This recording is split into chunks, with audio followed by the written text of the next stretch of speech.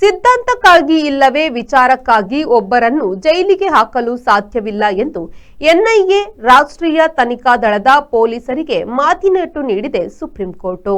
2022ರಲ್ಲಿ ಕೇರಳದಲ್ಲಿ ನಡೆದ ಆರ್ಎಸ್ಎಸ್ ಕಾರ್ಯಕರ್ತ ಶ್ರೀನಿವಾಸನ್ ಕೊಲೆಯ ಆರೋಪ ಹೊತ್ತವರಿಗೆ ಜಾಮೀನು ವಿಚಾರಿಸುವಾಗ ಸುಪ್ರೀಂ ಕೋರ್ಟ್ ಈ ಜಾಮೀನು ನೀಡಿತ್ತು. ಭಿನ್ನ ವಿಚಾರಧಾರೆಗಾಗಿ ಬಂಧಿಸಿ ಜೈಲಿಗೆ ಹಾಕುವ ಪ್ರವೃತ್ತಿ ಇತ್ತೀಚೆಗೆ ಅಧಿಕರಿಸಿದೆ. ಆದರೆ ಇದು ಸರಿಯಾದ ಕಾನೂನು ಕ್ರಮ ಅಲ್ಲ ಎಂದ ಸುಪ್ರೀಂ ಕೋರ್ಟ್ ಆರೋಪಿಗೆ ಜಾಮೀನನ್ನ ನೀಡಿತ್ತು.